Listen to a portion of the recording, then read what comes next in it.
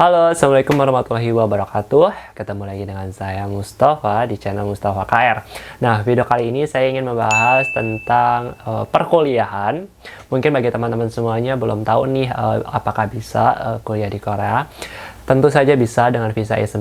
Teman-teman masih bisa bekerja. Kewajibannya yaitu bekerja. Dan di Korea Selatan ini bisa kuliah. Ada dua opsi sih sebenarnya. Mau kuliah di UT atau di kuliahan yang bahasa Korea tersebut itu universitasnya berbeda. Nah, yang saya bahas di sini adalah tentang universitas terbuka. Universitas terbuka ini adalah sebuah universitas atau kampus cabangnya gitu dari Indonesia, UT Pusat. Nah, di sini tuh UT Korea itu adalah cabang dari Jakarta gitu teman-teman semuanya, dengan berbagai sistem. Yang pertama adalah TTM dan yang kedua adalah e-learning atau online. Jadi buat teman-teman semuanya, kalau ingin bekerja di selatan bisa aja berkunjung di Instagramnya yaitu UT Korea. Nah, buat kali ini saya ingin membahas tentang bagaimana sih pengalaman saya nih ya teman-teman semuanya tentang perkuliahan di UT Korea Selatan. Nah, mungkin bagi teman-teman semuanya, sekarang saya sudah menginjak semester ke-8 ini. Semester 7 saya udah lewat kemarin, dan ini mau menginjak ke semester akhir. Semoga aja, doain ya teman-teman semuanya, semoga saya lulus untuk tahun ini dan bisa wisuda di akhir tahun ini. Amin amin ya rabbal alamin. Dan saya di sini mengambil prodi, ada program studi ilmu komunikasi, dan pada saat itu saya mengambil pas tahun 2019 teman-teman semuanya. Jadi saya di Korea Selatan itu pas masuk kan bulan Juni atau Juli gitu ya. Nah, itu bulan 7 masuk Korea di tahun 2018. Pada saat itu saya itu masih bingung nih teman-teman tentang biayanya gimana ya nanti kalau baru pertama kali ini masuk, sedangkan paling terlambat itu bulan 8 tuh pendaftarannya pada saat itu, sedangkan saya belum gajian pada saat itu. Jadi saya memutuskan, oh ya udahlah mungkin tahun depannya aja. Nah, pas tahun 2019 saya mendaftar dengan UT Korea Selatan teman-teman. Jadi 1 tahun lah ya, 1 tahun setelah pemberangkatan atau tiba di Korea Selatan, saya mengikuti pembelajaran di UT Korea Selatan di program studi ilmu komunikasi. Dan di situ banyak banget teman-teman semuanya yang dari berbagai umur, baik yang muda, berumur dan lain sebagainya, sudah berkeluarga, bujang, cewek, cowok dan lain sebagainya.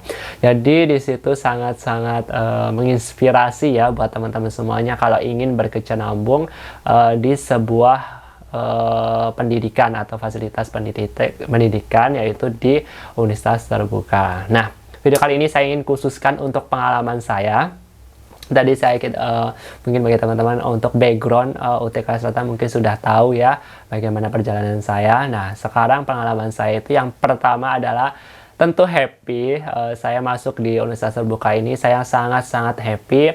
Yang pertama bisa bertemu dengan banyak teman, bisa berbagi cerita, sharing tentang apapun itu, sehingga saya bisa membuka pikiran saya, sehingga saya bisa menjelajahi beberapa negara, beberapa daerah. Jadi teman-teman kita itu banyak sekali dari daerah manapun. Soalnya kan PMI gitu kan ya. Jadi seluruh Indonesia ada di situ, walaupun terwakilkan. Dan di situ saya pertama kali masuk ke kampus di Hanyang University. Di situ saya untuk kelasnya 11 orang dan ya berbagai macam usia dan daerah. Dan disitulah kenikmatan atau kesenangan tersendiri untuk kuliah. Jadi tidak jenuh gitu untuk kerja di Korea Selatan, tidak hanya melihat pabrik aja gitu. Jadi seenggaknya kita bisa melihat pendidikan atau buku atau teman-teman bercerita gitu teman-teman semuanya. Jadi kalau teman-teman tidak punya temen nih atau nggak punya sesuatu hal yang bisa direncanakan, teman-teman bisa masuk ke universitas terbuka di Korea Selatan gitu. Happy lah pokoknya, bisa ketemu guru, dosen-dosen, S2 dan lain sebagainya. Happy banget. Nah, yang kedua, selain happy ini juga capek teman-teman sebenarnya masuk kuliah. Itu karena kita emang harus mengambil resiko tersebut ya. Kalau kita ingin mengambil perkuliahan ini, karena ya kita selain dituntut untuk mengikuti bidang akademik, juga kita harus, kewajiban kita harus terlaksana, yaitu bekerja di Korea Selatan, yaitu Senin sampai Jumat kita masih bekerja, tapi di hari Minggunya masih masuk kampus. Itu luar biasa banget. Kalau misalnya teman-teman jenuh gitu, masih terasa banget capeknya. Apalagi kalau misalnya hari-hari kerja teman-teman itu sumpek, atau bahasanya ya banyak oceh-ocehan gitu ya dari pabrik, atau lagi banyak masalah di pabrik, sehingga teman-teman itu kayak capek banget gitu masuk kuliah. Jadi ya banyak hal lah, karena kita melakukan aktivitas itu bukan hanya sekali dua kali.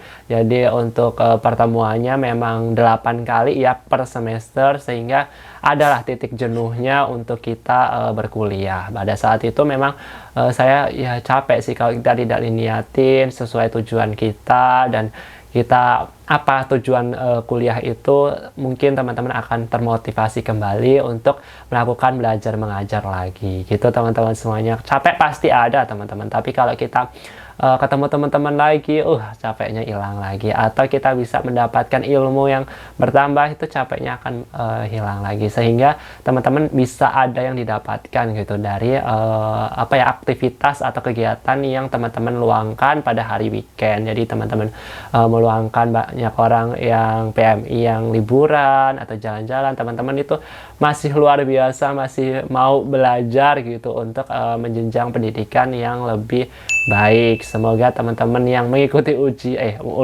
maksudnya pendidikan, teman-teman semoga sabar, kuat, dan terus optimis, dan rutinitas itu wajib, dan disiplin sih. Itu kuncinya.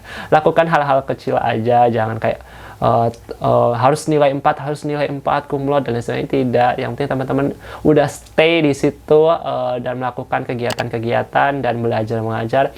Tidak harus target nilai kumlot atau nilai 4, itu bonus buat teman-teman semuanya sebagai PMI, karena kita tahu nih teman-teman PMI itu bekerja juga, karena bekerja ini ya kewajibannya, pekerjaannya berat, ada yang peleburan, ada yang selain banyak hal itu. Jadi semoga teman-teman yang ingin bekerja dan sambil kuliah, semoga niatnya dibulatin lagi ya teman-teman semuanya. Itu sih.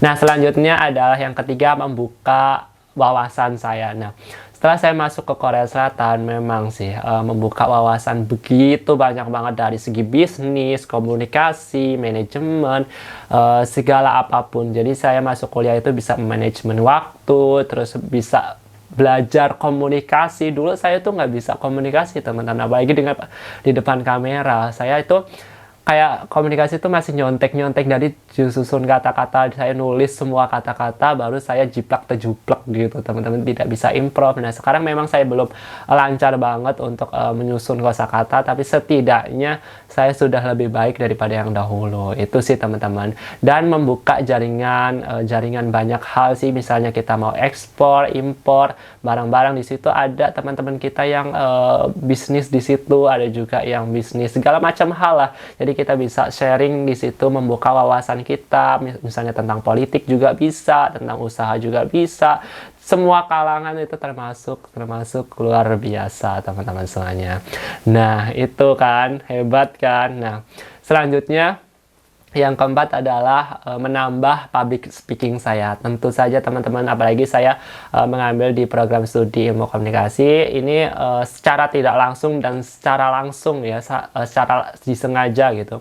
Bahwasanya saya ingin memperbaiki komunikasi saya, baik secara gestur, secara lisan gitu. Saya ingin memperbaiki komunikasi tersebut sehingga saya lebih tertata gitu pengucapannya. Kan ingin membuat konten di YouTube gitu sesuai dengan video, yaitu tentang komunikasi. Jadi saya harus memperbaiki nih komunikasi yang saya kekurangan lah di situ. Jadi sangat-sangat menambah banget misalkan dulu komunikasi saya misalkan 40, sekarang setidaknya sudah 75 lah, walaupun belum 100%, tapi setidaknya hal tersebut sudah menambahkan saya untuk lebih baik lah daripada yang dahulu gitu teman-teman semuanya.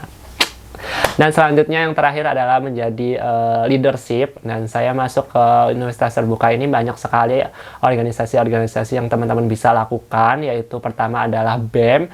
BEM ini adalah Badan Eksekutif Mahasiswa ya di Korea Selatan. Jadi teman-teman bisa nih mengajukan beberapa program atau seminar dan lain sebagainya ke pihak UT Pusat atau dengan KBRI, bekerja sama gitulah intinya.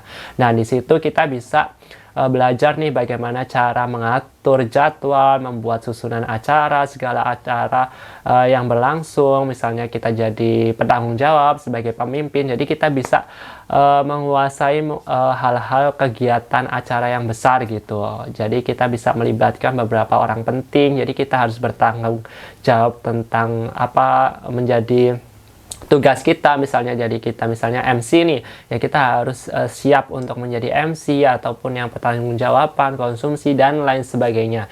Itu menjadikan didikan leadership kita semakin bagus teman-teman. Dulu saya tuh kayak males gitu atau ngikutin acara-acara bikin acara tersebut, tapi kalau kita mengikutin jadi kita tahu nih prosedur-prosedurnya, bagaimana surat menyuratnya dan bagaimana cara mensponsor dan lain sebagainya. Jadi kita tuh diarahkan dari hal-hal kecil tersebut dan menjadi dampak besar gitu untuk teman-teman PMI semuanya. Kalau ada seminar kita adain gitu, jadi kan banyak PMI yang mendapatkan insight baru tentang usaha tersebut gitu teman-teman semuanya. Itulah pengalaman saya yang sangat membanggakan ya. Tapi kalau sekarang nih saya sudah masuk ke semester 8 full online teman-teman semuanya, jadi saya di rumah aja kuliahnya melalui e-learning teman-teman semuanya, sehingga saya bisa lebih memanage waktu lebih baik lagi teman-teman semuanya. Mungkin itu aja kali ya pengalaman dari saya. Semoga aja teman-teman semuanya yang ingin melanjutkan kuliah, ayo semangat semuanya. Dan teman-teman yang lagi di Indonesia kalau ingin bekerja di selatan dan ingin kuliah juga, teman-teman bisa bergabung di UT Korea Selatan, dan di situ banyak sekali program studi yaitu manajemen, ilmu komunikasi, dan sastra Inggris. Satu lagi IT sih teman-teman, prodi yang baru yaitu IT, sehingga teman-teman bisa mendongkrak atau ya mendongkrak wawasannya teman-teman semuanya, sehingga ya lebih terbuka lah segi apapun sih, attitude, wawasan dan lain sebagainya sih. Semoga teman-teman dengan video ini bisa bermanfaat ya. Jadi buat teman-teman semuanya, kalau ada yang kuliah boleh deh komen di bawah apa aja keluh kesahnya, apa aja tujuannya dan lain sebagainya. Boleh ya komen di bawah. Jangan lupa untuk like, subscribe, dan sampai jumpa next video. Bye bye. Assalamualaikum warahmatullahi wabarakatuh.